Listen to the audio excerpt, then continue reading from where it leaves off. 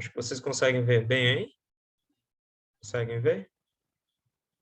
Ok? Tudo ok aí, né? Beleza.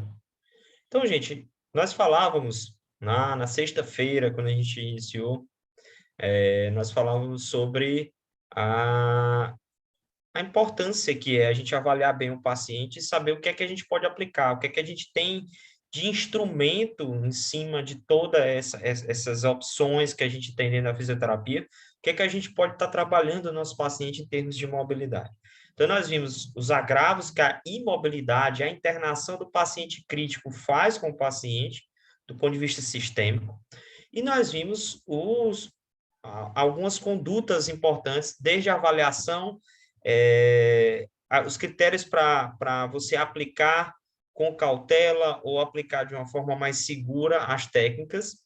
E aí, dentre as técnicas citadas, a gente falou de técnicas que envolvem a cinesioterapia, né? Técnicas que às vezes são muito básicas, mas que muitas vezes são deixadas de lado. E a gente acaba tendo, às vezes, uma preocupação muito grande do ponto de vista cardiopulmonar, que realmente é importante para o nosso paciente, tem a ver com a sobrevida do nosso paciente, mas não podemos esquecer de toda a estimulação neuromusculoesquelética que a gente pode promover para o nosso paciente. E dentre as técnicas, a gente viu também ciclo ergômetro, estimulação elétrica, e a cinesioterapia com exercícios passivos, ativos livres, ativo assistido, ou exercícios resistidos, dependendo do perfil do nosso paciente, né? Sempre obedecendo a hierarquia, né, em termos de nível de atividade que a gente pode estar promovendo para o nosso paciente. E aí ficou a parte de realidade virtual, que é essa parte final aqui de mobilidade, e falarmos sobre posicionamento terapêutico, né, que são pontos importantíssimos aí dentro desse processo também. A realidade virtual hoje não se faz mais só com videogame, né? Quando você tem um celular, quando você tem um óculos de realidade virtual, você já consegue muita coisa, até mesmo dentro do ambiente hospitalar. E são pontos que a gente pode estar hoje com uma maior acessibilidade, né? Dando maior acessibilidade para algumas condutas em termos de realidade virtual. Lá em 97, né, a Zuma ele já trazia o conceito do que seria a realidade virtual, né, que é uma técnica avançada de interface homem-máquina, onde o usuário ele pode navegar e interagir em ambiente sintético tridimensional gerado por um computador. Esse computador, acho que desligou minha câmera aqui, né? Acho que vocês estão me vendo? Acho que está parada a minha imagem. Minha imagem está parada, não? Não sei. Para mim aqui está como se tivesse parada a minha imagem. Está congelada a tua imagem. Está congelada, Porque aqui, esses últimos dias, muita chuva aqui, a internet também não está essas coisas. Então, está meio que congelado aqui, né? Deixa eu ver aqui. Bom, enfim, vocês estão me ouvindo bem? Posso prosseguir? Beleza, então vamos lá. Então, em termos de realidade virtual, a gente tem um conceito aí, se a gente for parar para pensar, de 97 esse conceito, é um conceito, assim, em 97 já se falava disso, há muito tempo se fala disso, há muito tempo se fala de realidade virtual. Agora, a relação realidade virtual e reabilitação, ela ganhou grande força no momento em que foram lançados alguns videogames, né? Como, por exemplo, o Nintendo Wii, né, da Nintendo, e o Xbox 360, que foram que foram os precursores dessa junção entre reabilitação e usar a tecnologia como a realidade virtual, ou seja, consoles, né, de videogame domésticos acessíveis que dentro de um hospital, dentro de uma clínica, começaram a ser utilizados de uma forma bem eficiente com bons resultados. Então, assim, o objetivo é recriar um ambiente virtual, né? E esse ambiente virtual ele vai trazer para o indivíduo, para o seu usuário, para o seu paciente, recriar a sensação de realidade para uma pessoa. Então, leva ela a adotar interações, e essas interações têm a ver com realidade temporal, ou seja, o quanto mais eu conseguir reproduzir situações do dia a dia dentro da realidade virtual, melhor eu consigo trabalhar a parte cognitiva desse paciente, né? Melhor eu consigo trabalhar esse meu paciente. Estou conseguindo ligar a câmera, mas qualquer coisa vocês me chamem aqui.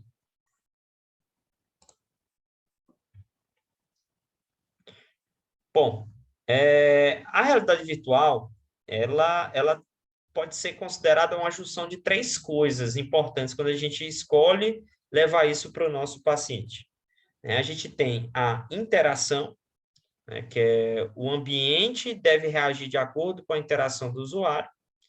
A gente tem o envolvimento, que é o grau de engajamento do usuário em uma determinada aplicação, ou seja, o quanto que ele consegue se envolver naquilo, e muitas vezes achar que um idoso, por exemplo, não pode se adaptar é um erro, né? Pacientes idosos, eles também podem se beneficiar, né? A gente consegue ter engajamento, não só crianças que hoje vivem num mundo altamente tecnológico, ou nós mesmos, adultos jovens ou adultos mais velhos, podemos nos encaixar também muito bem dentro da realidade virtual, né? Então, quem é da geração dos videogames, e hoje em dia, com essa facilidade do uso de smartphones também, a gente consegue aí um bom envolvimento aí de populações de várias idades.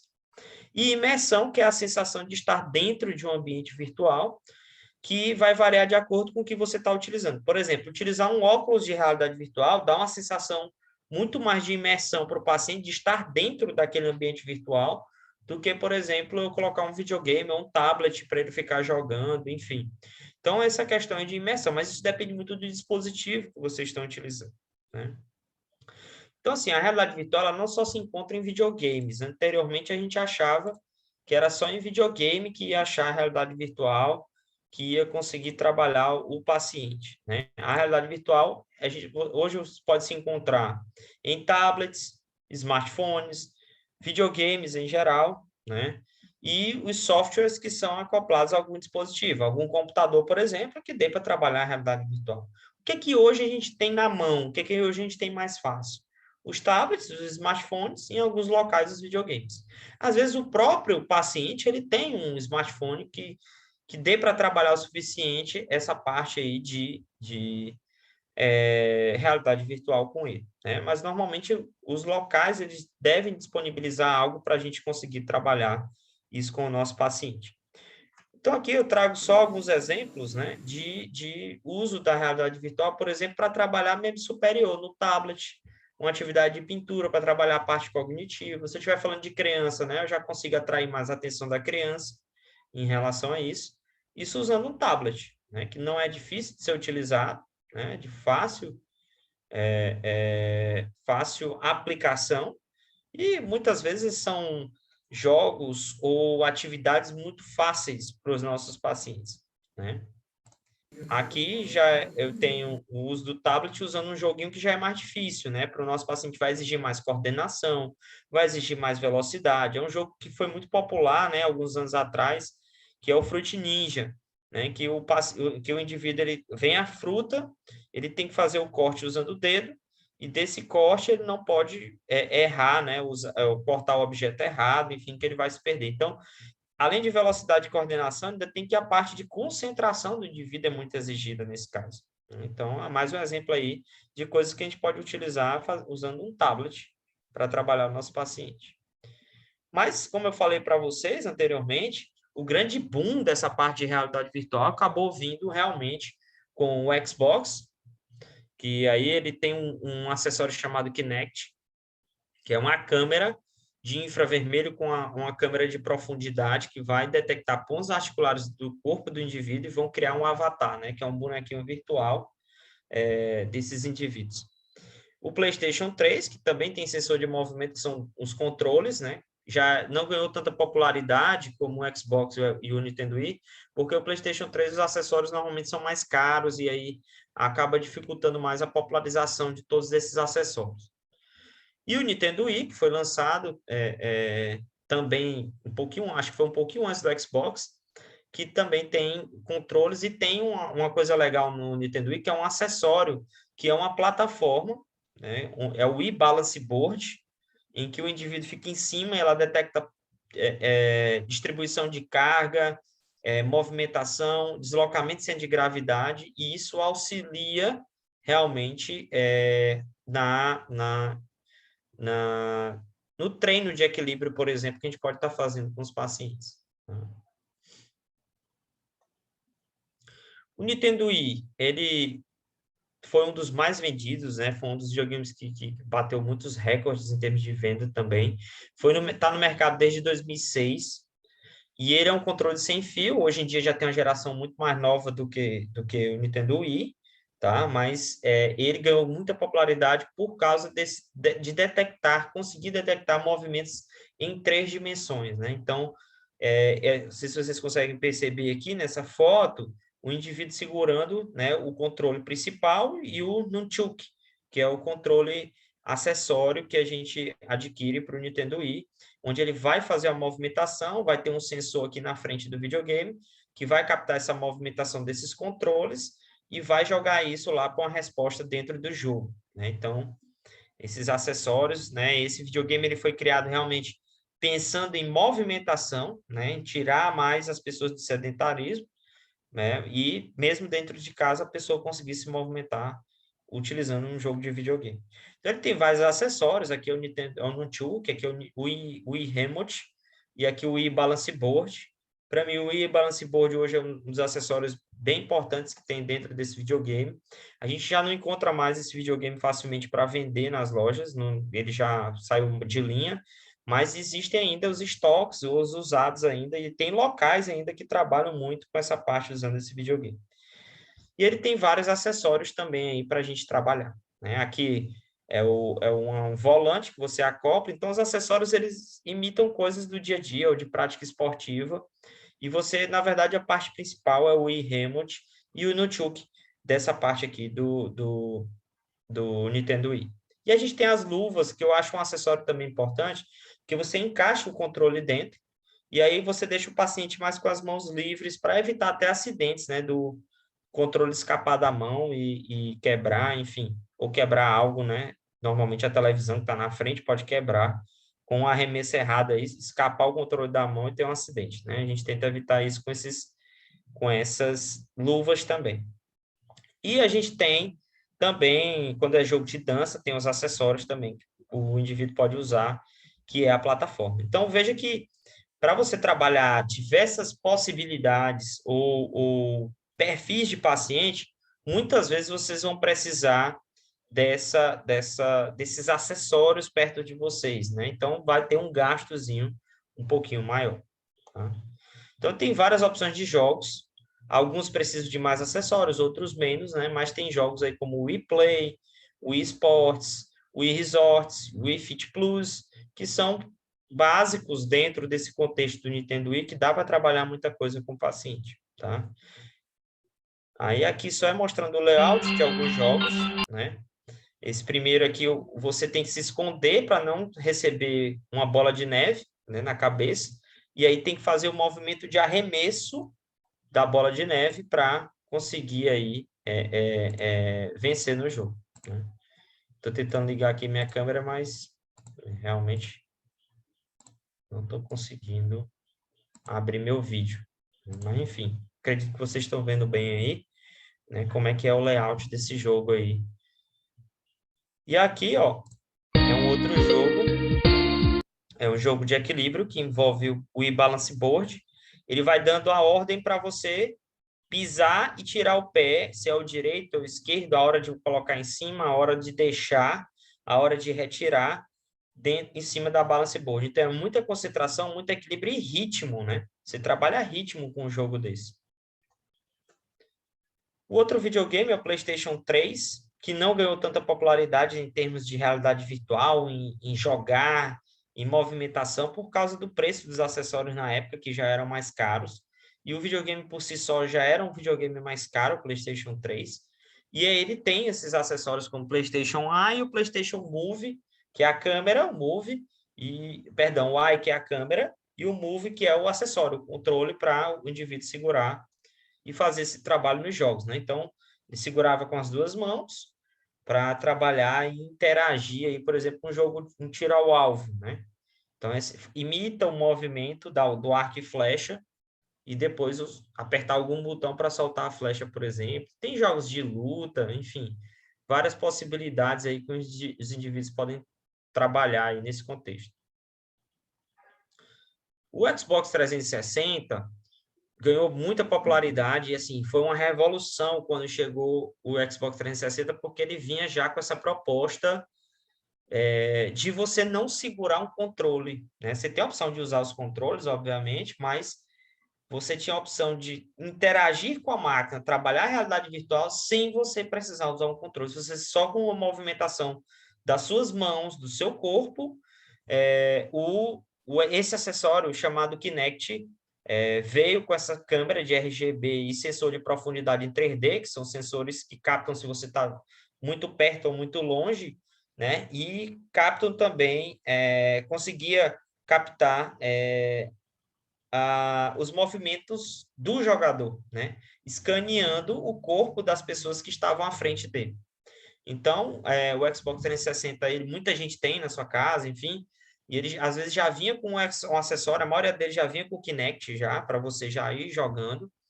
E ele tem essas duas câmeras, uma chamada RGB, que é essa central, onde ele capta a face dos jogadores, ou seja, você entra na frente da câmera, ele já capta que tem outra pessoa lá. Se entrar mais duas, três, ele vai captar, só que alguns jogos só permitem um ou dois jogadores, mas ele capta se tem mais de uma pessoa ali naquele ambiente, e bem rápido. Hoje a velocidade de resposta é muito melhor do que da época do lançamento, né? Eu digo isso porque alguns meses depois a proposta foi melhorar essas câmeras, né? E eles melhoraram a velocidade de resposta. E a infravermelho, que detecta os movimentos de profundidade. Ele foi lançado em 2005. Então, veja aí que a gente já está aí com mais de 10 anos né, utilizando aí esse videogame aí, mais de 15 anos, na verdade, utilizando esse videogame aí. Quem tem em casa ainda sabe que ele... Porque esses videogames, na verdade, ainda se encontram muito ainda nas casas, ou em alguns locais que vendem usados, ou até novos que estão em estoque há muito tempo, porque eles foram lançados, por exemplo, ele foi lançado em 2005, mas as vendas dele seguiram por anos e anos, assim como o Nintendo Wii e o PlayStation 3, porque depois é que as novas gerações chegaram, mas eles por muito tempo foram os dominantes do mercado. Então, muitos e muitos anos aí, portanto, muita gente tem aí esses consoles aí, ou muitos locais têm. Então, o sensor ele capta de forma bem simples, né, esses movimentos e facilita aí com o reconhecimento da face, o rastreamento do esqueleto. Você controla tudo ou levantando a mão direita ou levantando a mão esquerda para iniciar um jogo. Todos esses jogos eles são muito fáceis de utilizar porque vem muita instrução antes de você começar, você treina um pouquinho antes, então fica fácil para você, profissional, aprender e ensinar para o seu paciente também, tá?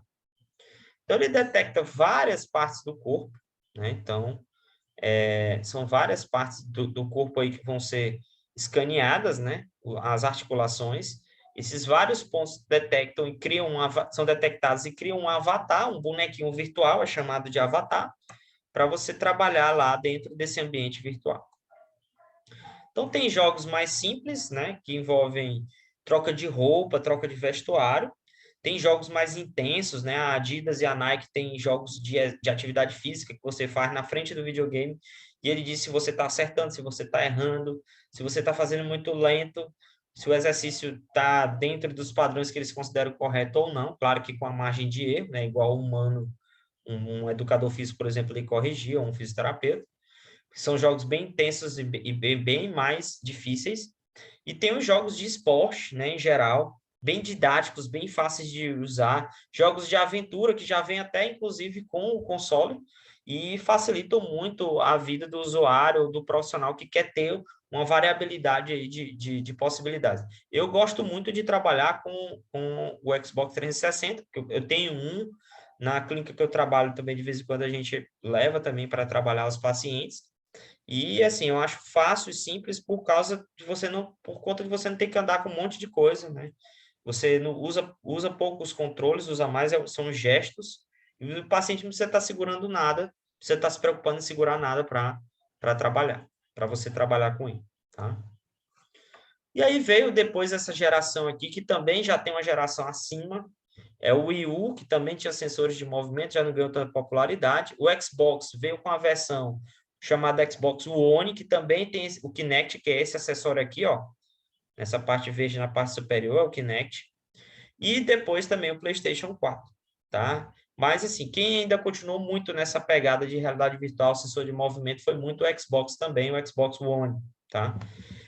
Hoje no celular também a gente já tem muito joguinho que trabalha essa realidade virtual, né? Que você coloca na câmera e já vai trabalhando a realidade virtual usando o, o seu celular. E tem os óculos, né? Os chamados VRs. São aqueles óculos de realidade virtual que você coloca, o seu celular entra dentro de uma gavetinha que ele tem e você baixa um aplicativo no celular para trabalhar em cima desses óculos de realidade virtual. Né?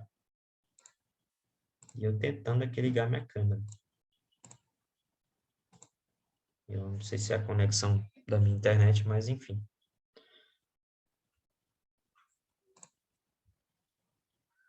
Existem várias vantagens hoje de se utilizar a realidade virtual, né? Isso é fato. Então, a gente pode usar a realidade virtual para criar representações visuais, auditivas e sinestésicas no paciente, ou seja, ele não precisa estar se movimentando necessariamente, eu posso trabalhar muito a parte de neuroplasticidade dele. Então, se eu pensar no paciente hospitalar, não necessariamente eu tenho que botar ele na frente do videogame. Eu posso usar um óculos de realidade virtual e ele ficar sentadinho no leito dele, mas eu trabalhar dentro de um aplicativo ou de um programa que possa dar para ele uma noção de movimentação, ou ele interagir com o meio, até com uma forma de realmente estar distraindo, até como, por exemplo, em crianças, né? Em crianças a gente pode ter essa possibilidade. Inclusive, tem mais à frente que eu vou mostrar para vocês um artigo bem interessante que foi feito pelo pessoal de enfermagem, que eles colocaram realidade virtual através do óculos de realidade virtual em crianças no ala de queimados, né? E eles viram que o uso de analgésicos diminuiu muito nesses pacientes que estavam fazendo realidade virtual de forma rotineira lá dentro desse setor de queimados. Então, é algo importante também, se a gente for pensar, em tornar aquele ambiente de internação de uma forma, torná-lo mais lúdico também para os nossos pacientes pediátricos, por exemplo. Outra vantagem que a gente tem também é o feedback. Por exemplo, é você fazer algo no jogo e esse jogo lhe dizer uma resposta, se você está acertando, se você está errando, o seu posicionamento. Então, os jogos conseguem trazer isso para o usuário, né? Essa questão do feedback. O armazenamento de dados, né? Que serve como comparativo. Alguns jogos têm memória, né? Então, você compara uma vez, duas, três, qual foi a tentativa que ele acertou mais, por que ele acertou mais, o indivíduo interagir em relação a isso. A graduação da complexidade da atividade, ou seja, existem jogos mais difíceis, existem jogos mais fáceis, não é todo paciente que é elegível para a realidade virtual. O paciente tem que ter um visual adequado para isso, né? Um nível visual, uma visão adequada para isso, e a questão cognitiva para ele interagir adequadamente, tá? Então, cuidado com a carga cognitiva, né? Botar um jogo difícil demais para o seu paciente pode fazer com que ele não tenha interação adequada com aquele jogo, né? A interatividade e diversão é um ponto importante, a gente já falou sobre isso. O estímulo a funções cognitivas básicas, né? Utilizando atenção, concentração, memória, planejamento e cálculo para interagir com aquele meio. A fácil aplicabilidade com diferentes pacientes, a gente já comentou, desde o pediátrico até aquele paciente mais idoso consegue se interagir, só depende de vocês adaptar para aquela atividade. Ele não precisa, dentro do jogo, estar acertando tudo, gente. Mas se a gente consegue possibilitar algum tipo de movimentação que seja importante, membro inferior, membro superior, ou um treino de equilíbrio usando a realidade virtual, eu já estou conseguindo atingir meus objetivos dentro do plano terapêutico traçado para aquele paciente, mesmo em internação hospitalar. Eu tenho que ter dentro do tratamento um ambiente que seja adequado, né? Um ambiente que não tenha muitas distrações para aquele paciente. Selecionar um jogo adequado às reais necessidades. Utilizar os acessórios, né? Se eu tiver à disposição. E muito cuidado com essa dificuldade do jogo, né? O nível para você trabalhar também a motivação do seu paciente, né? Dentro desse tratamento, evitar movimentos inadequados é importante, e aí vem um grande erro de pessoas que querem usar a realidade virtual simplesmente deixar o paciente na frente do videogame. Não é assim. A gente tem que corrigir, a gente tem que dar o estímulo adequado, a gente tem que fazer facilitação de movimento quando é necessária essa facilitação de movimento, E a gente tem que lembrar da segurança do paciente dentro desse processo, evitar acidentes é importantíssimo, então tenham cuidado sempre quando colocar o paciente para fazer realidade virtual. Eu costumo dizer que os óculos de realidade virtual às vezes trazem muita insegurança. Se vocês estiverem em pé e colocarem óculos de realidade virtual, vocês, que aparentemente não vão ter nenhuma lesão, nenhum problema musculoesquelético, vocês podem ter um risco de queda muito grande. Você perde muita noção do espaço onde você está. Então, trabalhar sentado, eu acredito que seja mais seguro quando você escolhe, por exemplo, óculos de realidade virtual. Então, cuidado com vocês também podem usar bandagens, parapódio, cintos, andador, peso, o que for possível para estimular da melhor forma o paciente de vocês. E sempre lembrar, realidade virtual não deve ser a única opção de tratamento, ou no ambulatório, ou dentro do ambiente hospitalar, não deve ser a única opção de tratamento, tá certo? Deixa eu só ver aqui, gente, se eu consigo ligar essa câmera de novo.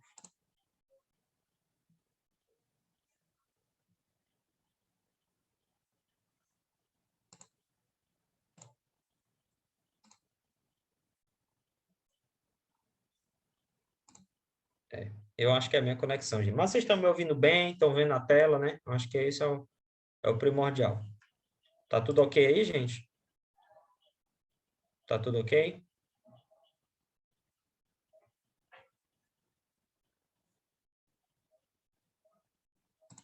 Vocês estão vendo a minha tela? Pode responder só com o microfone mesmo. Conseguem ver a tela? Professor, para mim aqui a tela saiu. Tá vendo minha aula agora ou não? Não, para mim mesmo não está aparecendo. Não sei se os demais está aparecendo só um P. Certo. Vou ver aqui direitinho. Ok. Eu mesmo. Tá vendo? Não, sumiu. Não. Sim, agora Acho que agora foi. Agora foi, né? Perfeito. Pronto. Ok. Peço desculpas pelo vídeo, mas enfim. O que importa é que a gente está conversando e vocês estão vendo. Tá vendo a tela aí? Tá tudo ok, né? Vamos lá. Então, gente, é pensar que eu tenho uma arma, uma opção, que é a realidade virtual. E essa opção, ela não pode ser a única no tratamento. Ah, não tenho que levar, vamos supor, estamos lá no ambiente hospitalar, são 3 turnos, né? São manhã, tarde, noite. Então, tem que levar de manhã, tem que levar de tarde, tem que levar à noite? Não, não necessariamente. Eu acho que um momento naquele dia, se o paciente tem condições para isso, a gente coloca dentro da realidade virtual, tá? Então, existem vários pontos que vocês podem trabalhar na realidade virtual.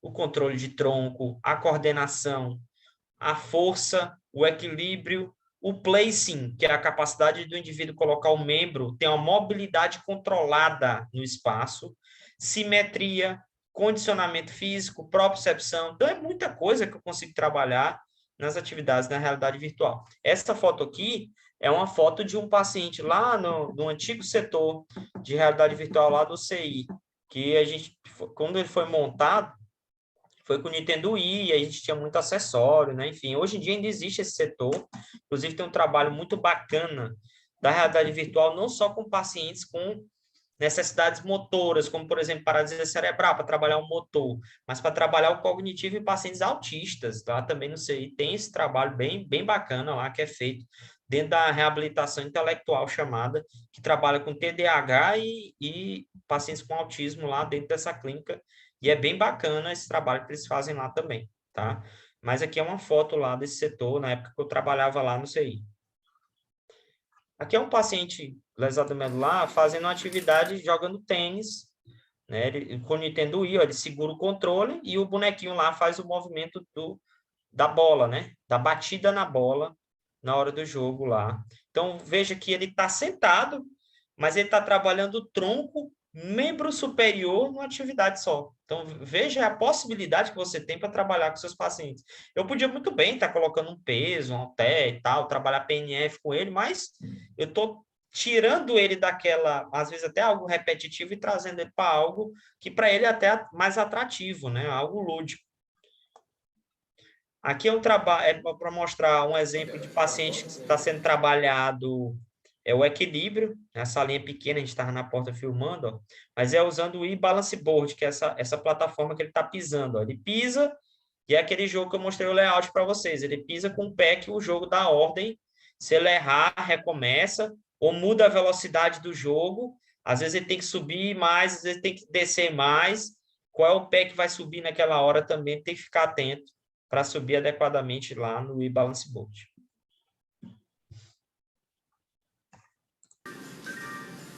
Aí, ó. Usando aí o e-balance board para treinar equilíbrio já com deslocamento lateral, tá? Estava de frente descendo de costa, agora a gente vai fazendo algumas adaptações, né, para tentar facilitar aí ou dificultar a vida do paciente para adaptar o jogo, né? A gente dá um jeito de adaptar para ele fazer uma movimentação que eu quero trabalhar também, tá certo? Aqui é um paciente, ó, para vocês verem que ele está trabalhando membro superior. Aqui é o Gustavo, Luiz Gustavo, que é fisioterapeuta lá no CI. E estava trabalhando com esse paciente, gente, ó. Descarga bilateral de peso, amputado bilateral, ele está jogando boxe. A gente botou as luvas nele e ele está descarregando de forma bilateral o peso dele. Por quê? Porque ele joga o corpo para dar o soco. E nessa jogada do soco, ele descarrega nas próteses dele, né? Então, ele está treinando a descarga de peso na prótese, que treina também propriocepção e descarga de peso no coto, né? Dentro da prótese dele, ó. Então, dá para você trabalhar muita coisa aí que você vai adaptando. Isso aí eu estou falando a nível ambulatorial. A nível hospitalar, vocês conseguem trabalhar, né? Pode botar um ciclo ergômetro no seu paciente, botar existem vídeos que você bota que é como se ele estivesse num caminho, entendeu? Percorrendo de bicicleta um caminho. E aí você bota o óculos e simplesmente o vídeo é como se fosse em primeira pessoa, numa estrada, pedalando uma bicicleta. E aí ele vai ter essa representação e você pode botar um ciclo ergômetro para ele, por exemplo, para fazer o membro superior, o membro inferior, para você trabalhar com seu paciente. Lá deitadinho, sentadinho, não precisa sair nem muitas vezes do leito para trabalhar isso. E aqui é o óculos, ó, de realidade virtual, que hoje de um óculos no mercado está entre 80, 75, 90 reais, isso na Amazon, né? Eu comprei um recentemente e custou esse valor, né? Mas por quê? Porque não é o óculos em si que vai fazer o efeito. O óculos ele vai ajudar a fechar o ambiente, você bota o celular aqui na frente e ele vai ver só o que está sendo projetado na tela do celular, tá? Aqui é mostrando um hospital, acho que é do Rio Grande do Sul, esse hospital, em Porto Alegre, eu acho. Lá no Rio Grande do Sul teve um boom muito grande, né? Muitas pesquisas no início na área hospitalar com realidade virtual foram feitas lá, né? Parceria com as universidades federais de lá.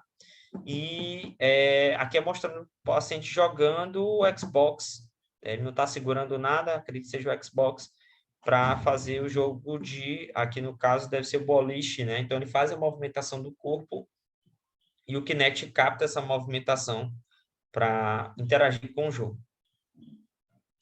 Aqui eu trago, né, um estudo piloto que foi feito na unidade de terapia intensiva, onde foram vistos, né, os pacientes de 3 a 17 anos, foram vistos qual é o nível de engajamento desses pacientes, né? Qual é o nível de satisfação que era possibilitado através da aplicação de realidade virtual. E o que foi visto é que 100% desses indivíduos aprovaram a conduta com realidade virtual, ou seja, tiveram engajamento, e ainda, além disso, esses pacientes, os pais dos pacientes ainda procuraram a equipe para saber se iam repetir por conta do engajamento dos filhos e por ser uma atividade lúdica dentro do contexto, né? Então, vejam como a gente consegue trabalhar muita coisa com o paciente e, às vezes, não é nem tanto o motor, às vezes o cognitivo, a parte lúdica, para deixar mais humano até aquele ambiente que, às vezes, é muito frio. Não digo do ponto de vista dos profissionais em si, mas o ambiente hospitalar, às vezes, é frio por conta do contexto que o paciente está inserido ali, né? Aqui foi o estudo que eu falei para vocês, é a utilização da realidade virtual no tratamento de crianças queimadas. Eu acredito que está dentro dos arquivos que eu mandei para vocês também. Aí aqui é mostrando essa criança, foi em 2016, lá em Santa Catarina. Eles usaram o óculos de realidade virtual e, obviamente, tem um celular aqui dentro. É uma gavetinha que você puxa, bota o celular já rodando um vídeo ou alguma coisa, e a criança ou o adulto fica lá assistindo aquilo ali, E aí é bem legal porque você consegue ter uma imersão muito grande. Quando eu falei para vocês lá daqueles pontos, né, a imersão é muito grande do paciente nesse ambiente. E aí o que é que eles viram? Eles viram que nesse contexto aí desses pacientes, eles diminuíram, né, as queixas de dor e os pacientes, né, diminuíram suas queixas de dor e, além disso, o uso de analgésico diminuiu bastante nessa população. Então, bem bacana também esse estudo aí, vale a pena a leitura aí para vocês. Bom, aqui, gente, estão as referências dessa aula de mobilidade, aquela de imobilismo também. Vocês têm em PDF essas referências aí. Eu também carreguei algumas lá no sistema de vocês, no online de vocês. E essas referências aí são referências importantes quando tem as diretrizes brasileiras, tem a recomendação brasileira de fisioterapia em estimulação sensório-motora de recém-nascidos, que a gente conversou presencialmente lá no sábado, né? E tem alguns artigos aí bem importantes, bons, né, em termos de referência, para vocês trabalharem com segurança dentro da terapia intensiva com essas técnicas de mobilidade, tá certo? Eu agora vou passar para outra aula, que é a aula que a gente vai falar sobre posicionamento terapêutico, né, que é outra conduta importante. Preferi colocar ela até separado da aula de mobilidade, porque o posicionamento terapêutico tem algumas particularidades, eu preferi deixar ela separada, tá? Aqui está minha rede social, né? A rede social da clínica que eu também trabalho, vocês podem entrar lá. Eu queria saber se alguém tem alguma dúvida em relação a esses aspectos abordados nesse momento. Vocês querem perguntar alguma coisa?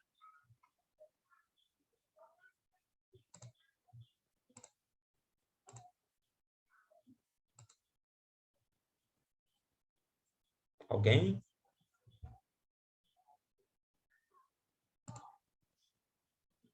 Tá tudo bem, gente? Querem perguntar alguma coisa?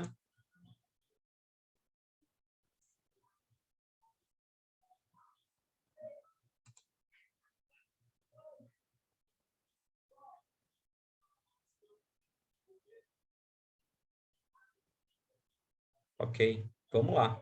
Gente, a gente vai passar agora para a nossa aula de posicionamento terapêutico, né? E aí, uma aula bem tranquila, bem simples. Deixa eu só abrir aqui.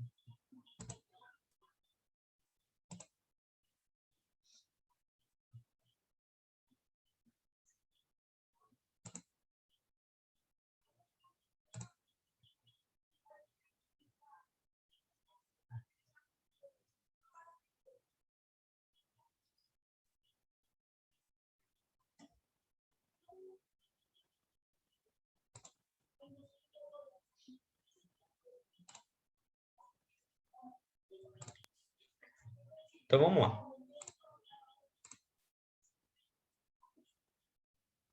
Tá ok? Estão vendo aí a aula, gente?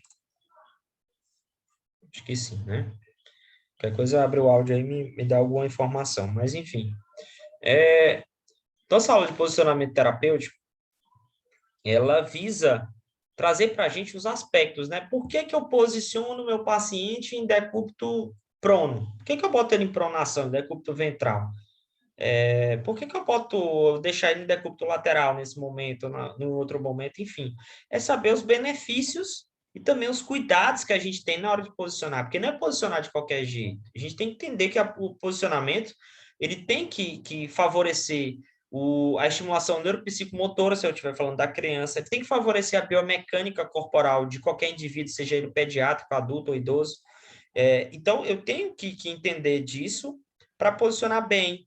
Muitas vezes, nem vocês, fisioterapeutas, vão estar posicionando. Muitas vezes é a equipe de enfermagem que vai mudar o decúbito.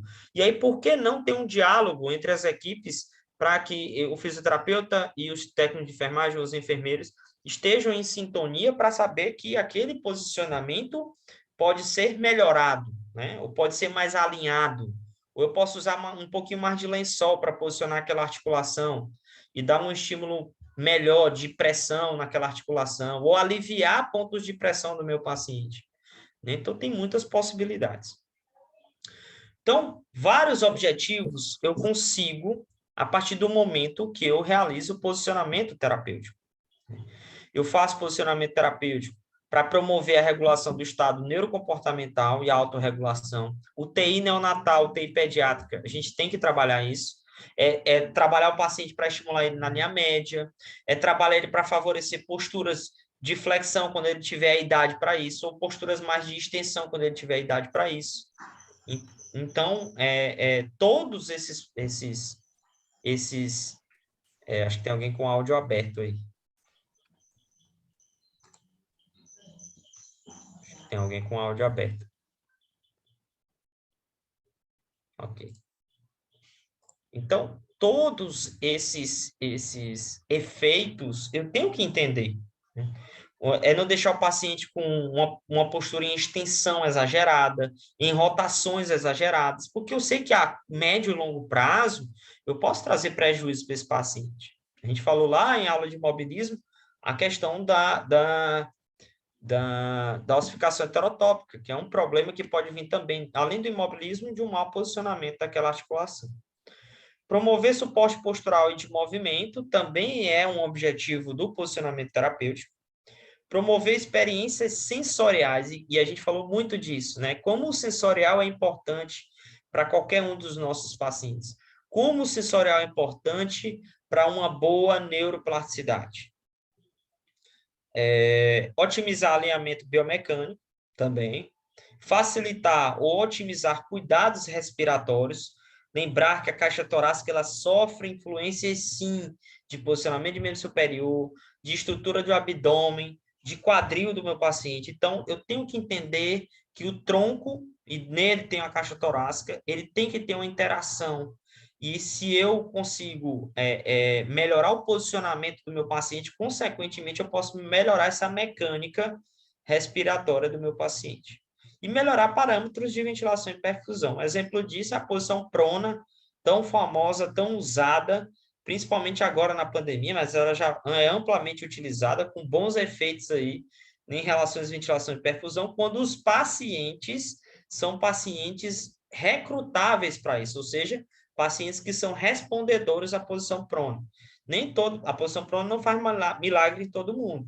Alguns pacientes são chamados não respondedores, né? Não conseguem ter uma boa resposta na posição prona. Mas dentro da gama de gravidade que a gente tem de pacientes que têm indicação de uma posição prona, por exemplo, de longo período, a gente tem boas respostas e a gente consegue realmente recuperar bem esses pacientes com problemas entre ventilação e perfusão.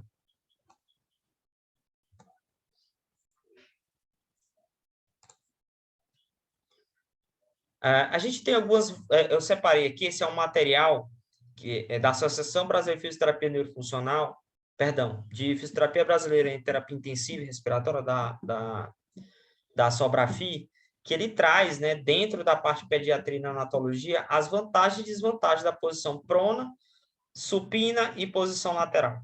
Né? Então, isso é importante vocês entenderem, porque a gente não pode estar mantendo o paciente muito tempo na posição, a não ser que seja um indicativo, por exemplo, posição prona. Né? Mas existem problemas que são causados por causa disso. Né? Então, por exemplo, a posição supina, ela tem a vantagem de dar um bom posicionamento da cabeça do meu paciente, uma boa visualização e posicionamento de cânula. Então, se o paciente está usando uma cânula, ele está em posição supina, está de barriguinha para cima, consequentemente, eu estou vendo bem como é que está essa cânula, se ela não está obstruída, né? Se não tem nenhum objeto na frente dela, coisa que na prona eu já tenho esse problema, né? Não consegui visualizar bem a cânula do paciente, cânula de traqueostomia. Aí o problema também é com o TOT, né? O tubo orotraqueal. A vantagem é que eu consigo ver bem na posição supina, mas na posição prona eu já tenho que posicionar bem o paciente para poder não deslocar esse tubo orotraqueal, ele não se deslocar fácil do meu paciente, né? A questão dos drenos e catéteres, tudo na posição supina é mais fácil de visualizar. Quando eu estou falando de um RN, é mais fácil eu visualizar como é que está o aspecto desse RN em posição supina, obviamente. As desvantagens, né, que a gente tem na posição supina é a maior frequência de movimentos assincrônicos tóraco-abdominais. Então, é importante entender que o paciente ele precisa, muitas vezes, de estímulo tóraco-abdominal para que eu consiga melhor resposta e movimentação. Retração de ombros podem acontecer na posição supina. Hiperextensão de cervical, também é um problema. Quando o paciente está entubado, por exemplo, muitas vezes a gente faz uma extensão de tronco para melhorar essa abertura da via aérea superior, mas a gente tem um problema da hiperextensão cervical também, que pode acontecer. Abdução e rotação externa das extremidades, também é um problema que a gente pode resolver posicionando melhor o paciente. Eu vou mostrar mais à frente para vocês aí. Eu vou até mostrar logo aqui, que é isso aqui, ó. Essa questão das rotações exageradas. A gente tem a primeira foto, o paciente está usando um lençol, né, que favorece um flexo de joelho, beleza, mas ele não está mantendo uma posição neutra de quadril. Então, eu posso colocar esse lençol melhor posicionado, né, e quando eu posiciono melhor esse lençol, ó, a Thaís aí aparecendo no vídeo, e quando eu coloco melhor esse lençol, subiu a Thaís. Então, quando eu coloco melhor esse lençol, veja, eu peguei a ponta do lençol e só subi, gente. Fiz um U. Aqui ele está reto praticamente. Então, eu fiz um U com o lençol. Quando eu faço isso, eu consigo tirar essa rotação externa do meu paciente e deixar o quadril mais neutro. E isso é importante, gente. Numa criança que está em desenvolvimento, em que a cabeça do fêmur tem que ficar dentro do acetábulo, é muito importante o posicionamento, gente. Porque se ela fica em rotação externa excessiva por um longo período, eu não estou favorecendo a biomecânica da articulação do quadril do meu paciente que está em crescimento, ok? Então, cuidado com isso. Voltando aqui para essa posição supina, a gente tem, né, outros problemas que a gente tem que ter cuidado, é a manutenção por um longo período, que a gente pode gerar lesão por pressão, né, na região occipital, no sacro, enfim, do meu paciente. A posição prona, ela tem algumas vantagens, uma sabidamente, né, que é aumento da zona de oposição diafragmática ao longo da parede torácica. Então, o paciente está pronado, a barriga dele está em contato com o leito, mas a barriga dele gera uma pressão que aumenta a zona de oposição diafragmática e faz com que o diafragma consiga trabalhar de forma mais eficiente, tá? Eu dou uma estabilidade para tórax abdominal importante para o meu paciente também nessa posição. Estabilidade direta na parede anterior do tórax, acabei de falar isso. Minimização das distorções torácicas, eu consigo dar contato, área de contato para o tórax do meu paciente. Aumenta a capacidade residual funcional. A postura flexora, ela acaba sendo favorecida em pacientes neonatos e pediátricos. A postura flexora é aquela que, no neonato, né, aquele paciente ele ficou dentro do útero em postura flexora. Então, eu consigo um desenvolvimento neuropsicomotor também importante, uma estimulação sensorial em postura flexora nessa posição. E o RN permanece mais tempo em sono mais tranquilo por conta disso, né? Ele chora com menos frequência, a literatura já traz isso também quando se usa a posição prona.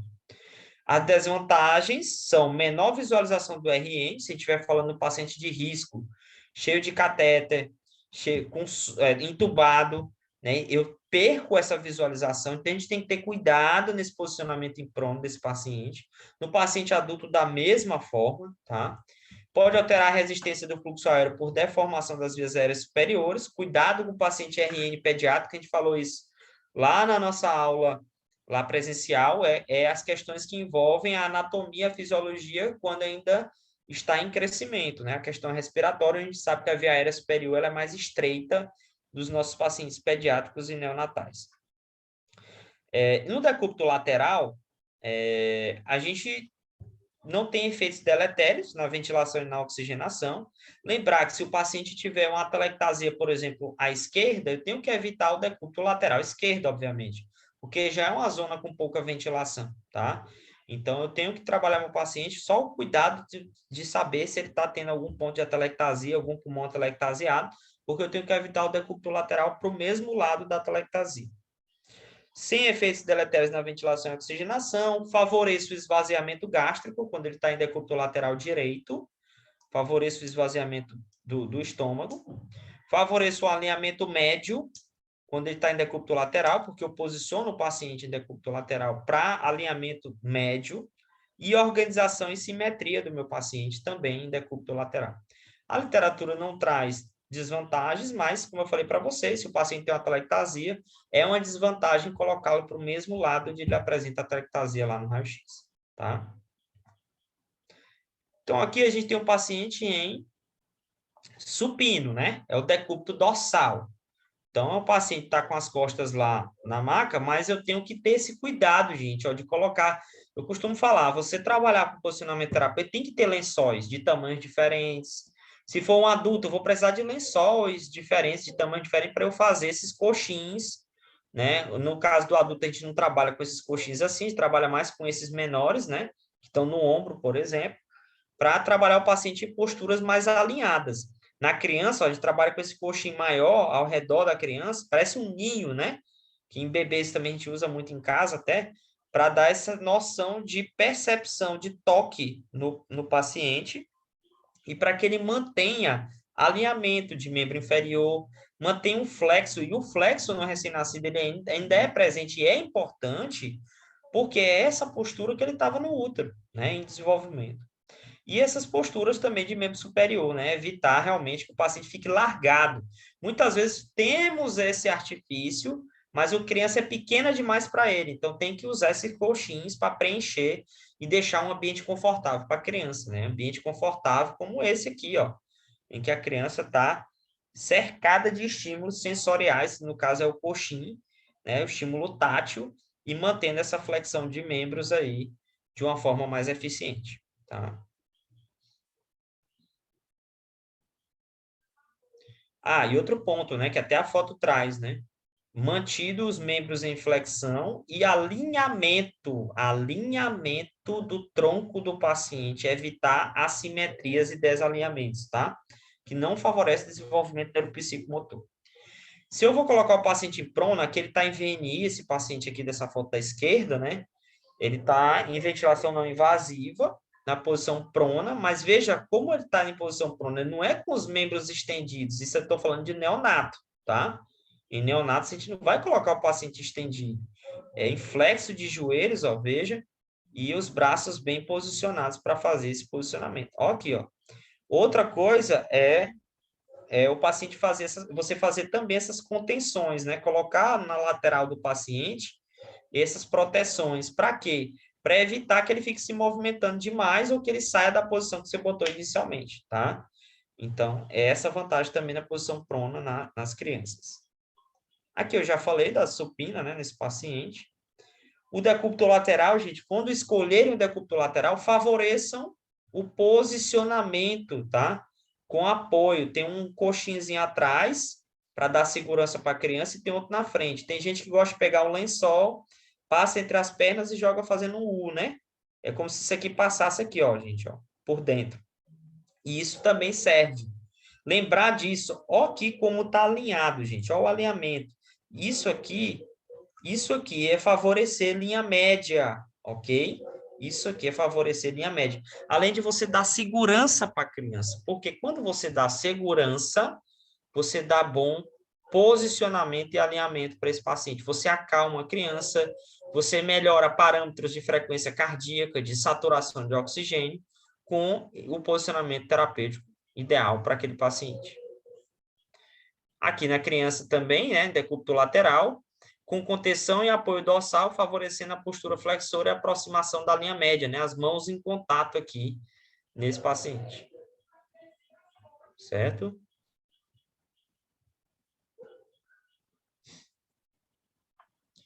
Bom, aqui são pacientes do nosso convívio lá dentro do hospital infantil, né? Aqui é só mostrando para vocês a questão do posicionamento lateral. E veja que, às vezes, o paciente tem que está com eletrodos, né? Ele tem sonda, ele tem acesso, ele tem necessidade de posicionamento, onde você também tem que se preocupar com a posição da cervical. Não ficar em hiperextensão, né? Como é que está o posicionamento dessa cânula? Está confortável? Está machucando o paciente? Está alinhada? Né? Lembrar disso. E dentro do posicionamento também usar esses coxins, ó, como você está vendo aqui, né? Esse coxinho aqui é um coxinho para posicionar o meu paciente e conseguir realmente dar um estímulo que seja o ideal para ele nesse posicionamento. Aqui é outra forma de colocar o coxinho, ó. Veja que tem um nas costas, já tem outro aqui entre os joelhos, né? E o posicionamento aqui embaixo. Onde é que a gente perde posicionamento? Se vocês perceberem, os pés, né? E aí lembrar que eu preciso posicionar esse membro superior aqui. E aí, se eu não posiciono, o que é que está acontecendo aqui, gente, nessa foto? Rotação interna, né? Ele faz uma rotação interna de ombro. Então, o ideal é eu tentar posicionar para trazer ele para essa linha aqui, ó, de posicionamento neutro de ombro. E aí, rotação interna demais, né? Encurto o peitoral, que vai influenciar, inclusive, na dinâmica da caixa torácica e expansibilidade torácica. Então, a gente tem que pensar que esse posicionamento, a médio e longo prazo, vai trazer benefícios, se bem feito, ou ele pode trazer algum problema maior, alguma disfunção para o meu paciente. Tá certo? Aqui é um paciente adulto em decúbito lateral, e veja que eu tenho esse diferencial também de poder usar coisas maiores, né, como travesseiros, né, poder posicionar o paciente para que eu consiga dar conforto para ele. Lembre-se, vocês em casa, vocês estão deitados ou sentados, vocês mudam de posição. Por quê? Porque daqui a pouco dói, daqui a pouco incomoda, daqui a pouco gera pressão. Então, por isso que é importante também o nosso paciente, que se vai se incomodar com a posição e vai precisar de novos estímulos em posicionamentos diferentes. Tá? Então, aí um decúbito lateral. E a posição prona, né? Tão famosa, ela ganhou muito notoriedade, como eu falei para vocês agora na COVID, que foi muito utilizada, mas ela é de uma importância muito grande há muito tempo, né? Por quê? Porque ela consegue auxiliar na melhora da troca gasosa em aproximadamente 2/3 dos nossos pacientes com síndrome de desconforto respiratório agudo, a SDRA, anteriormente chamada de SARA, e ainda popularmente chamada de pulmão de SARA, né? Onde eu tenho um pulmão com uma atividade inflamatória muito intensa e uma grande dificuldade entre o volume de ar que entra e a sua troca, né? A sua perfusão. Então, normalmente, os pacientes têm uma relação ventilação-perfusão fora dos padrões de normalidade, e há necessidade de colocar em posição prona para aumentar essa área de troca e facilitar a ventilação. Uma vez que a maioria deles apresentam uma unidade de pulmão pouco e ou não aerada, localizada principalmente nas posições pulmonares gravidade dependentes, que durante a posição prona passariam a ser aeradas. Ou seja, quando eu coloco o paciente em posição prona, eu dou mais área de expansibilidade do meu tórax, porque eu alivio a pressão no tórax. A região posterior, gente, do nosso tórax, ela é onde eu tenho a maior área pulmonar. Não é na frente. O nosso pulmão ele é menor na frente. Ele tem 3 dimensões. E atrás é onde eu tenho a maior área de troca. Por isso que em prono eu consigo ventilar melhor meu paciente. Ela funciona como uma manobra de recrutamento que vai ter efeitos a longo prazo, que leva à melhora da oxigenação. Como eu falei para vocês, quando a prona é escolhida para tratar esse DRA, o paciente é colocado em posição prona, e normalmente ele vai de 16, 18 até 20 ou 24 horas, mas o ideal é até 18 horas de posição prona, com monitorização, gasometria do meu paciente, para eu saber se esse paciente está conseguindo ser recrutado ou não, tá certo? Se ele está tendo melhora dos parâmetros avaliados ou não dentro desse período. Ok? Então, aqui, ó, um adulto em posição prona. Lembrar, se eu vou colocar o paciente em posição prona, olha o cuidado que a gente tem que ter se esse paciente está traqueostomizado ou está entubado. Eu tenho que ter esse cuidado. Eu tenho que ter cuidado com os eletrodos desse paciente. Será que esse paciente ele tem condição de eu pronar? Será que esse paciente é um paciente difícil de pronar por conta de tudo que tem na região anterior? Será que ele é um PO recente de uma cirurgia extensa abdominal, torácica? Então, a equipe tem que discutir isso. Porque quando você prona um paciente, você tem que mudar até posicionamento de eletrodo, inclusive, para você conseguir manter a monitorização eletrocardiográfica do seu paciente. Então, você tem que posicionar seu paciente para saber se aquele acesso, né, não está sendo dificultado por conta da sua posição prona. Então, será que eu vou trazer benefícios ou malefícios dependendo do meu paciente? De forma geral, a posição prona traz muitos benefícios. Grande erro de quem vai pronar é deixar a cabeceira alta. Você vai pronar uma pessoa. Se você não baixa a cabeceira, ele vai fazer hiperextensão de coluna, gente.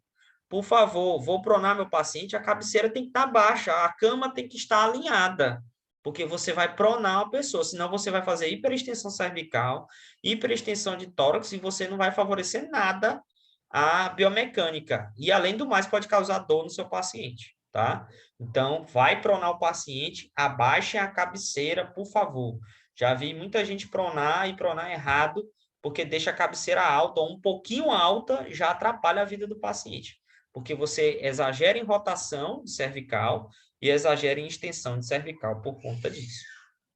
Outro ponto é na criança, no adulto, obviamente, vocês precisam de condutas, né, mais regradas para fazer a pronação. Um adulto mais pesado, enfim, demanda mais cuidados, precisa de uma equipe maior para pronar. E na criança, normalmente, 2 pessoas, né, para pronar a criança já é suficiente por conta do peso e da facilidade de manusear. Mas não esquecer que mesmo na criança, vocês têm que se atentar para os acessos, se é pós-operatório, se é indicativo ou não, de você fazer a prono e como você vai planejar essa prono. Cuidado, gente, planejem, olha, não é assim, eu vou começar a fazer a prono e vou tirando as coisas, não. É organizar o ambiente, retirar o que for que retirar, por exemplo, os eletrodos, vou tirar logo aqui, vou pronar ele, puxando ele mais para a direita e vou jogá-lo em rotação, fazendo um rolamento para a direita ou para a esquerda. Qual é o lado que eu vou rolar? E a cabeça do paciente ela não pode ficar na mesma posição. Vocês têm que mudar a posição da cabeça. Tem hora que ele está rodado para a direita e tem hora que ele está rodado para a esquerda. Para quê? Para evitar lesões na orelha. Porque quando é prono de longo período, vocês às vezes têm que fazer mudanças dessa posição da rotação da cabeça, porque senão vai gerar lesões na orelha. Aí a equipe de enfermagem pode entrar já com uma proteção já para tentar minimizar o risco de aparecimento de uma lesão, né? Entrar com algum curativo já para ajudar nisso. Os coxins. Então, tudo isso serve para proteger o paciente de vocês e evitar maiores problemas em relação à posição prona e a ocorrência de lesões por pressão. Né? Então, isso aqui foi uma imagem, gente, que criou muita popularidade, porque as pessoas começaram a ver, né, imagens de UTI agora na COVID, né? Isso foi muito visto, né? Muito mesmo. Várias pessoas pronadas em ambientes de UTI, às vezes UTIs adaptadas, enfermarias adaptadas, e a posição prona ela foi de grande valia para até pacientes não ventilados mecanicamente, ou seja, aqueles pacientes que estavam em VNI, pacientes que estavam em catéter de alto fluxo, ou catéter de O2, ou nem estavam assim, mas estavam numa enfermaria ou num apartamento de um hospital, e essa posição ajudou muito a recrutar melhor esses pacientes, né? E até conseguir melhorar a qualidade ventilatória desses pacientes. Então, mas também ganhou muita notoriedade por conta de ser uma postura muito usada na UTI, pacientes gravíssimos usar essa postura. Então, tem a prono, em que é aquela que o paciente vai conseguir fazer sozinho, e tem aquela prono que vai precisar de vocês, de uma equipe maior, para vocês pronarem o paciente na terapia intensiva ou o paciente crítico, né, que está lá com vocês no ambiente de terapia intensiva. Outra vantagem que a gente tem em posicionar os nossos pacientes é quando a gente tem tecnologia. A gente falou disso, né? As vantagens do ortostatismo, do paciente estar no hospital e eu já consegui fazer ortostatismo. Isso aqui são imagens de internet, né? Então, eu consegui fazer um ortostatismo com o meu paciente. Ou eu ter no meu hospital uma maca ortostática. Para alguns pacientes, eu consegui já fazer essa estimulação, né? Deixar o paciente alto. Pode ser o paciente da enfermaria, por exemplo, né, que precise já treinar ortostatismo. E o quanto que é benéfico o ortostatismo, a gente já falou, né? Quanto eu consigo alongar musculatura, melhorar a parte circulatória, melhorar a resposta de alterações de pressão devido a alterações de postura, resposta do sistema nervoso autônomo. Então, lembre-se que o ortostatismo tem vários benefícios aí, além do estímulo sensorial tão importante.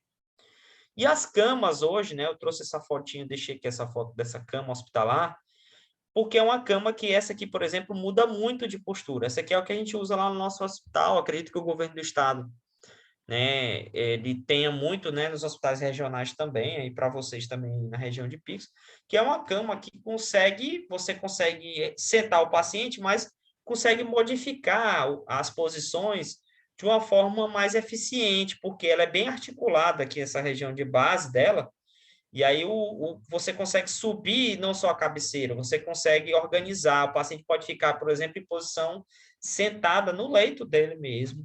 Eu consigo aumentar e ajustar de uma forma mais dinâmica, né? Ela é toda elétrica, essas camas são elétricas, essas camas hospitalares, o que facilita muito você atender os pacientes e mudar ele de posição e colocar em posições legais, usando a tecnologia, né? Então, hoje isso aqui é uma realidade dentro do estado do Piauí. Acredito que para vocês também seja, não sei se em toda a totalidade de um hospital, mas pelo menos na UTI isso ajuda muito, tá? Dentro do ambiente de UTI isso aqui é muito bom. E a maioria das UTIs tem esse tipo de leito aí. Houve, de certa forma, um investimento, né, nos últimos tempos, apesar da gente saber que nem sempre o investimento chega todo no ambiente hospitalar, mas que a gente consiga trabalhar aí esses pacientes. A Thaís está colocando que tem na UTI de vocês aí, né? Na cidade de Picos, né? Eu acho que na região aí também. Houve um investimento nisso. Anteriormente, Thaís, não, num passado não tão distante, era aquela macazona mesmo, aquela cama que às vezes era na manivela para você ajustar e não tinha muito ajuste para você fazer, entendeu? Era só a cabeceira, às vezes não estava mais funcionando. Ainda é uma realidade muito hospital, mas isso tem melhorado bastante, tá?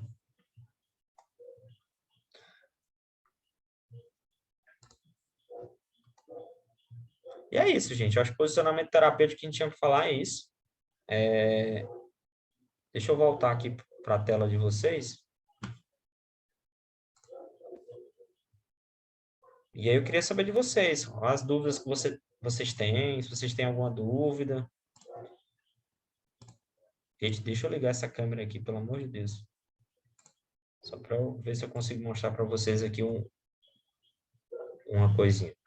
Gente, eu vou sair rapidinho aqui. Deixa eu...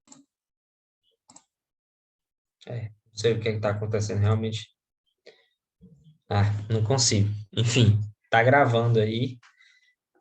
Eu queria saber se vocês têm alguma pergunta para fazer. Acho que tem a maioria aqui eu que estava na minha aula no final de semana, né? A maioria de vocês. Deixa eu ver se eu entrar aqui de novo. Consigo.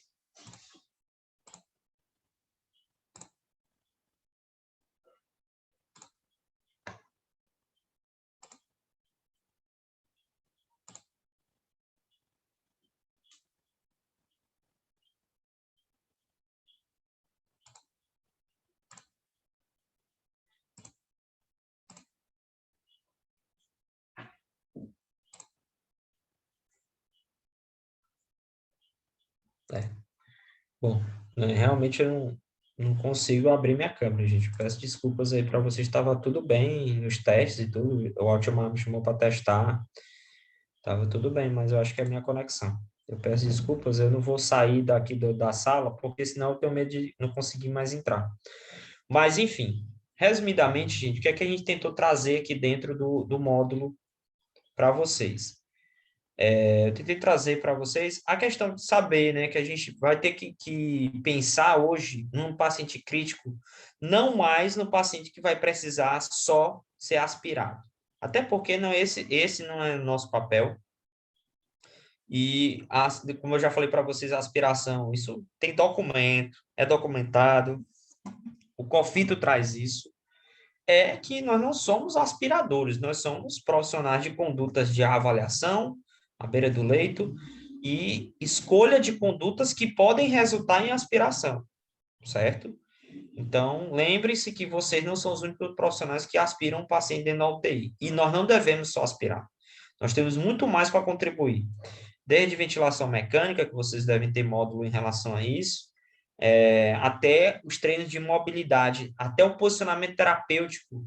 Um posicionamento terapêutico que você faz bem feito, uma prescrição bem feita, como a gente conversou lá na nossa aula teórica, né, lá presencial, as prescrições de órtese que talvez o paciente precise, saber dialogar com a família, saber instruir a família adequadamente, tudo isso é nosso papel como profissional de saúde.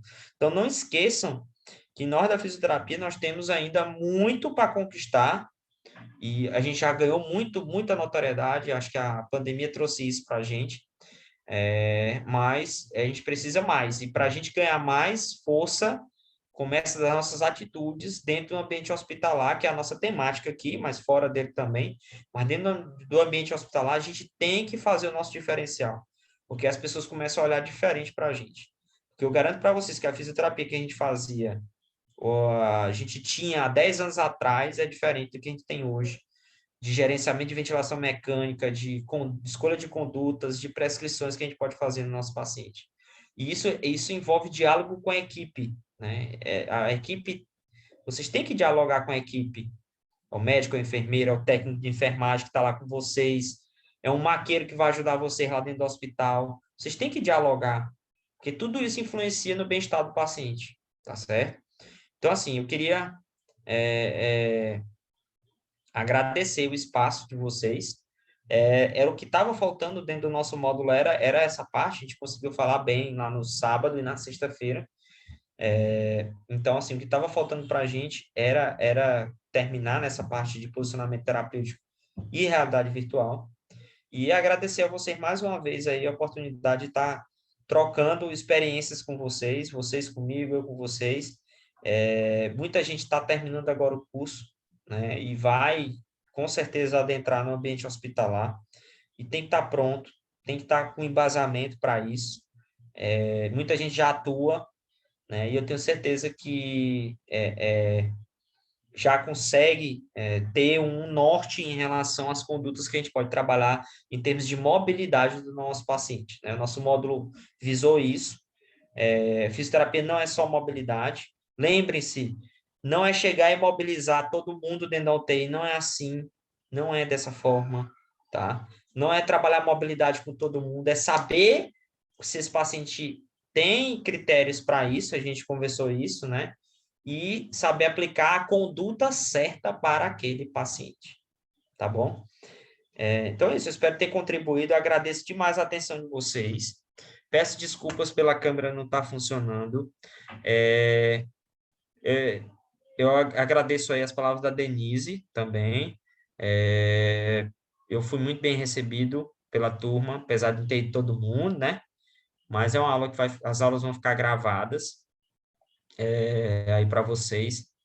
E lembre-se da atividade, né? Quem faltou os módulos, né? Eu deixei lá no grupo, eu estou lá no grupo com vocês. Por enquanto a gente tem as datas dos módulos, eu estou lá no grupo disponível para vocês. Fora do grupo, vocês podem me procurar na rede social. Acredito que você já tem meu WhatsApp, né? Que está lá no grupo também. E vocês podem ficar à vontade, né? Para tirar alguma dúvida, mandar alguma observação. Que eu puder ajudar vocês, eu estou à disposição, porque eu acho que fisioterapia é isso. A gente tem que se ajudar, a gente tem que trocar ideia e a gente tem que disseminar o que a gente pode. Eu aprendo com vocês, vocês aprendem comigo. É essa a troca, né? É isso. Então, muito obrigado, gente. Qualquer coisa eu estou lá no grupo, é só mandar mensagem e eu estou lá à disposição de vocês, tá certo? Quem tiver alguma dúvida pode ficar à vontade também. Eu estou à disposição, tá bom? Muito obrigado a todos. Eu não estou aparecendo na câmera, tá? Mas estou dando tchauzinho agora. Obrigado, Maria dos Santos. Obrigado ao Carlos Alexandre, a Anne, muito obrigado. É isso. O Alexandre até me fez uma pergunta, né, sobre a questão da cadeira motorizada. Alexandre, realmente é o que você tinha me mostrado no seu celular, né? Aqui em Teresina também está suspensa a entrega das cadeiras, infelizmente, as cadeiras motorizadas, porque o SUS não está fornecendo a quantidade de o valor, né? O valor que dá para comprar uma cadeira que seja disponível, porque a tabela está defasada. Foi uma pergunta que o Alexandre fez, gente, lá no nosso último encontro lá no sábado, que realmente não estava tendo, né? Ele tem a experiência em picos, né? De tentar com os pacientes dele e não conseguir receber um feedback lá do CI, do Centro de Distribuição, né? Que em Teresina, que não estão dando porque realmente a tabela está defasada. Isso é um problema porque as cadeiras aumentam o valor do mercado, né? Mas o que acontece é que essas cadeiras vão aumentando o preço e o SUS ainda está pagando o que, vamos supor, pagava 20 anos atrás por uma cadeira motorizada. Então, obviamente, está difícil comprar. né? Então, é só dando esse retorno aí para vocês que algumas coisas estão suspensas, não porque o SUS não fornece, é porque o SUS não está pagando o que deveria pagar para poder a distribuição conseguir comprar e entregar para o paciente, tá? É esse o problema Muito que a gente está obrigado pelo tendo. retorno, professor. Não, que é isso, Alexandre. No Um mesmo dia eu abraço. mandei um áudio e recebi o retorno lá do pessoal de lá. Mas é isso, ainda está suspenso desde o Pronto. ano passado. Tranquilo, muito obrigado. Excelente, foi um final de semana e uma quarta-feira com muitos aprendizados mesmo. Espero que você retorne no próximo em outros módulos, viu? Valeu, obrigado, gente. Muito obrigado. A Denise está só perguntando aqui, atividade, né? É para quem faltou ou na sexta à noite ou no sábado de manhã, tá certo, Denise? E é até dia 28 ela está disponível. Eu vou ficar até dia 28 para receber, tá certo? Então, quem foi sexta à noite, sábado de manhã, não precisa se preocupar. Eu estou com a frequência e eu vou colocar a nota no sistema, qualquer coisa só me questiona, tá? Se tiver algum erro da nota. Agora, os outros que tem pelo menos uma falta, tem que me mandar até segunda-feira, se não me engano, né? Mandar por e-mail já a atividade que eu coloquei lá no grupo, tá bom? Então, gente, qualquer coisa eu estou à disposição. Deus abençoe vocês e um grande abraço. Valeu, gente. Tudo de bom.